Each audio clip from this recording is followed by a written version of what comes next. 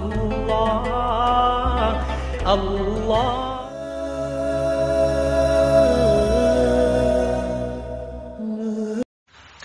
Chers frères et sœurs en islam, assalamu alaikum wa rahmatullahi ta'ala wa barakatuh. Nous poursuivons notre thème sur la fornication. La fornication, comme annoncé la dernière fois, est un grand péché, une abomination au regard de l'islam. Et il est important de préciser à l'opinion musulmane que ce n'est pas seulement avec les parties intimes que la personne peut commettre la fornication, loin de là. La fornication, selon les propos du prophète Muhammad alayhi salam, peut être commise à travers les organes, comme les yeux, les oreilles, les mains, les pieds, entre autres. Le prophète Muhammad alayhi salam nous le confirme. فَزِنَ الْعَيْنُ النَّظَرُ وَزِنَ اللِّسَانُ الْمَنْطِقُ وَزِنَ الْأُذْنُ السَّمْعُ وَزِنَ الْيَدُ الْبَطْشُ وَزِنَ الرِّجْلُ الْمَشْيُ. Il nous dit que la fornication commise par les yeux, c'est le fait de pointer son regard sur une femme, n'est-ce pas, ou votre regard sur une femme que vous n'avez pas mariée, ou de pointer votre regard sur des images obscènes à l'image des films pornographiques et autres. La fornication commise par la langue est le fait de prononcer des paroles ou des mots d'amour, ou même des messages pouvant éveiller le désir sexuel à l'endroit, bien entendu, d'une femme que vous n'avez pas mariée. La fornication commise par les oreilles est le fait d'écouter ou d'entendre des propos ou des sonorités, n'est-ce pas, qui éveillent votre désir sexuel. La fornication commise par la main, c'est le fait de se masturber, la masturbation sexuelle, qui est une pratique formellement interdite par l'islam, n'est-ce pas, et qui est synonyme de fornication. Donc le fait de toucher ou de caresser, n'est-ce pas, ses parties intimes, ou même le fait de toucher ou de caresser une femme que vous n'avez pas épousée, cela constitue au regard de l'islam une pure fornication. La fornication commise par les pieds est le fait d'aller à la rencontre d'une femme ou d'une fille en ayant bien entendu l'intention ferme de forniquer avec elle. Cela constitue, si vous voulez, une fornication commise par les pieds. Pour vous dire que tout cela, chers frères en islam, constitue des formes de fornication au regard de l'islam. Des formes de fornication qui ont les mêmes degrés, n'est-ce pas, de sanction que la fornication faite, n'est-ce pas, par les parties intimes ou avec les parties intimes. Chers frères et sœurs en islam, toujours sur les formes de fornication, donc tout mariage déclaré illégal en islam est synonyme de fornication à l'image de ces formes de mariage que nous allons citer. Premièrement, le fait d'épouser une femme pour une durée préalablement déterminée. Vous épousez une femme une année, 3 mois, 2 semaines, en ayant une intention ferme de la libérer au terme de ce dit délai. Cela est une pure fornication au regard, bien entendu, de l'islam. On a demandé au prophète Muhammad alayhi salam, n'est-ce pas, à propos du mariage temporaire. Il a répondu, Hiya az-zina bi'ayni. Il a dit que le mariage temporaire est synonyme de fornication. Deuxièmement, sur les formes de fornication, il y a le fait d'épouser une femme qui a été répudiée à 3 reprises par son mari, dans le seul but, n'est-ce pas, de la rendre licite à son premier époux. Cela est aussi une pure fornication au regard de l'islam. Et tous les deux, c'est-à-dire le premier et le second mari, sont tous sous la malédiction d'Allah subhanahu wa ta'ala. Le prophète nous l'a dit, sallallahu alayhi wa sallam, La'anallahu al-muhallila wal-muhallala. Allah subhanahu wa ta'ala a maudit celui qui se marie avec une femme, puis la divorce pour le rendre, si vous voulez, licite à son premier époux. Comme il a maudit le premier époux qui accepte ce genre de mariage. Troisièmement, sur les formes de fornication, le fait d'épouser une femme n'est-ce pas, en pleine période de viduité,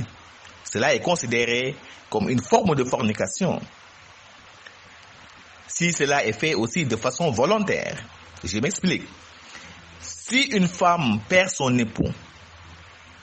on n'a pas le droit de contracter un mariage avec elle tant qu'elle n'a pas observé un délai de viduité de 4 mois plus 10 jours. Deuxièmement, si une femme est divorcée, on n'a pas le droit de contracter un mariage avec elle tant qu'elle n'a pas observé un délai de viduité de 3 purifications. Si elle voit bien entendu ses règles menstruelles de façon régulière. Si une femme également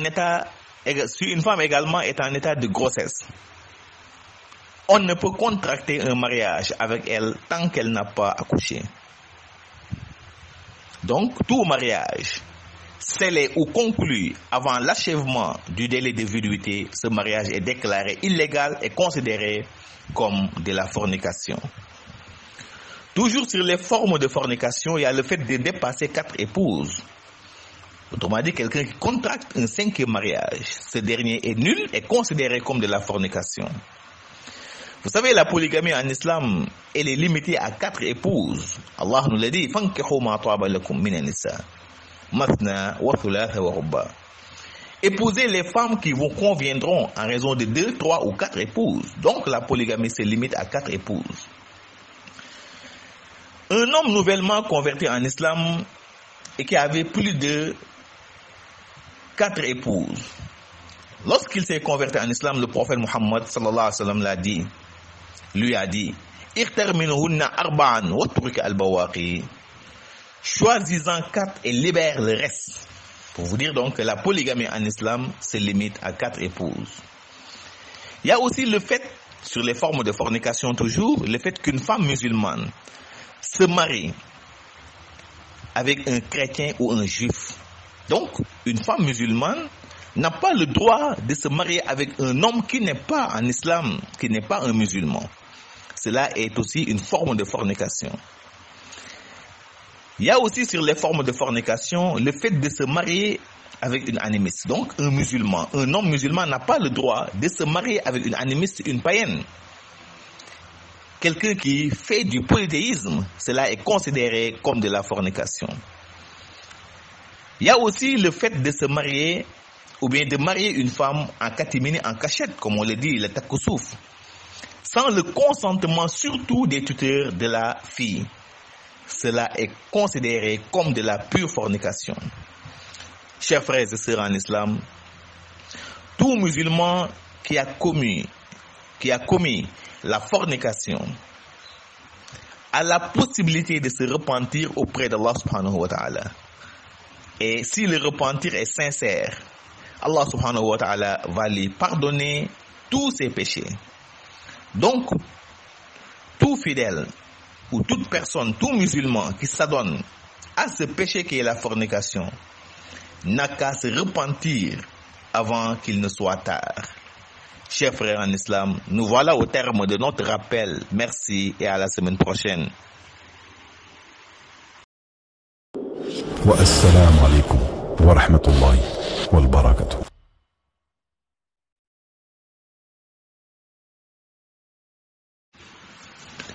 mbokk yi asalaamaaleykum wa rahmatullahi taala wa barakaatu.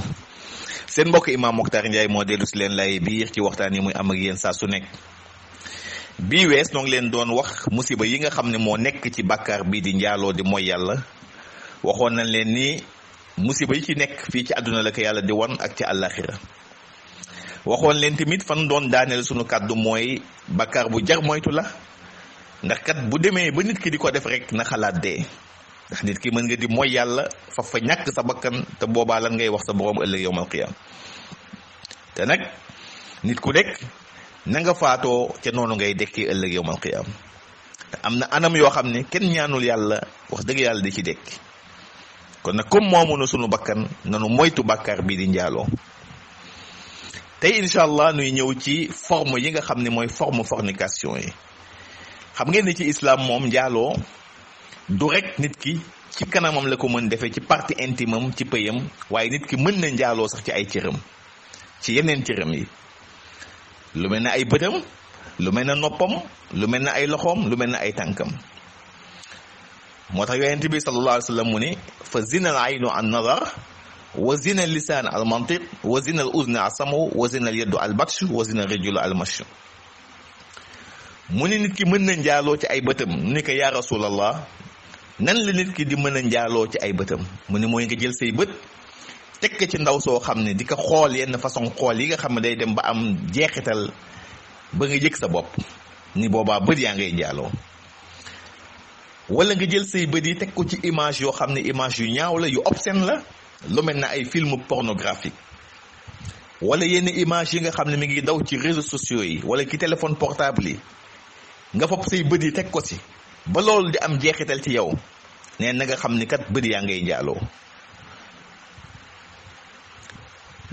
mu ni tamit làmmiñ dina njaaloo nu ni ko làmmiñ bi naka lay njaaloowe mu ni mooy bu demee bay tudd ay kaddu wala di prononcer ay mots doux ay mots d'amour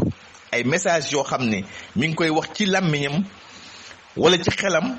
yoo xam ne day dem ba day yëngal ay désir sexuel am rawatina mu jëmale ko ci ndaw soo xam ne takku ko kon nag message yi nit ñi di jàllale ay moo xam vocaux la ay vocaux yooyu def di ko def ak ndaw soo xam ne takkuloo ko ngeen di waxante yenn façon kaddu yi ba loolu di la yëngal sax nee na loolu na nga jàpp ne am njaaloo la sa làmmiñ kon ma ngay njaaloo yonent bi ni ba tey nopp dina njaaloo mu ni ko nan la nopp di njaaloowe mu ni mooy di déglu ay kaddu yoo xam ne wala ay sonorité wala ay son wala ay musique yoo xam ne day dem ba day yëngal sa désir sexuel ba nga yëg sa bopp ngeen ne boobaa na nga xam ne sa nopp yaa ngay njaaloo kon le fait ngay déglu yenn message yi nga xam ni wala yenn sonorité yi wala yenn propos yi dem ba lool daf lay yëngal ba nga yëg sa bopp rawat na ci ndaw soo xam ne takkuloo ko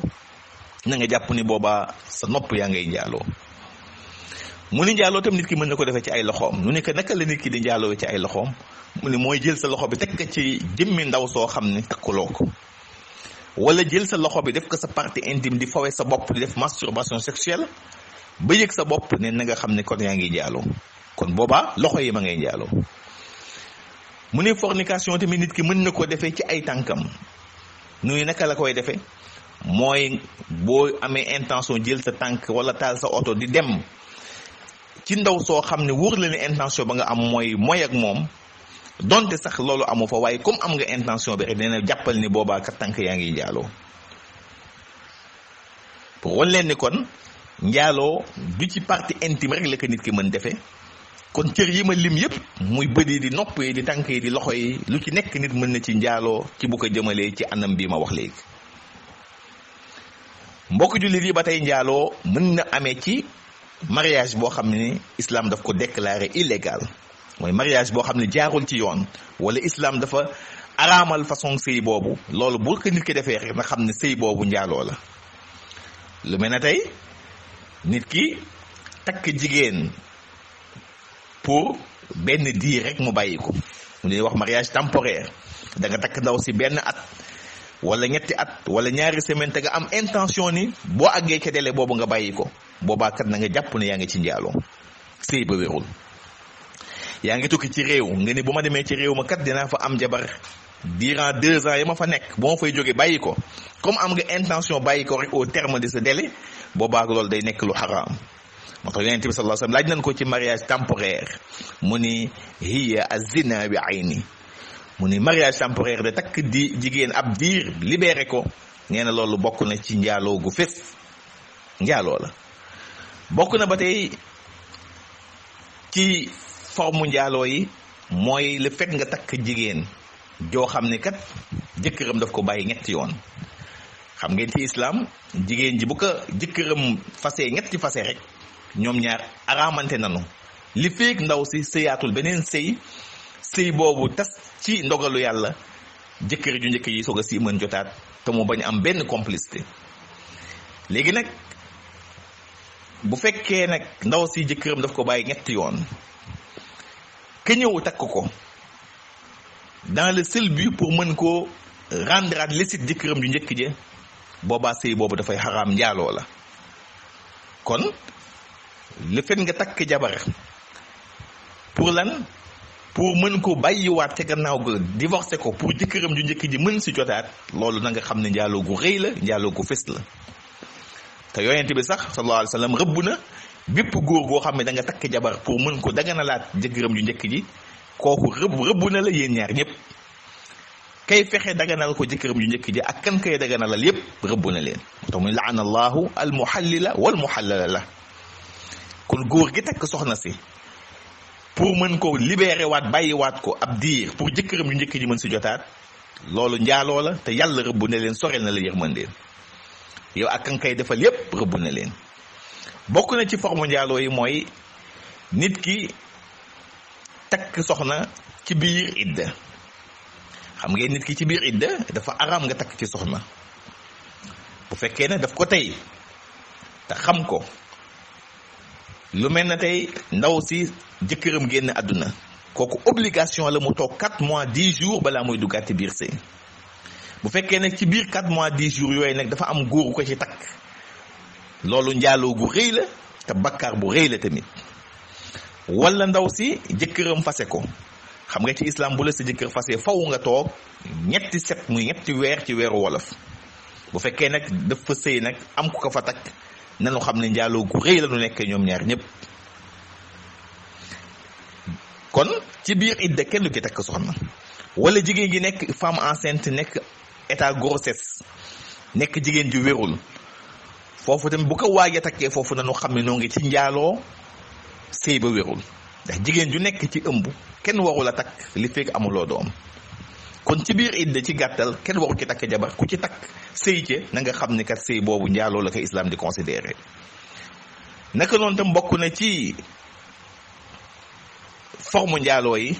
mooy le fait nga dépassé ñeenti soxna xam nga islam moom nu sa maqaama mën a day ak sa statut social ñeenti soxna la yemloo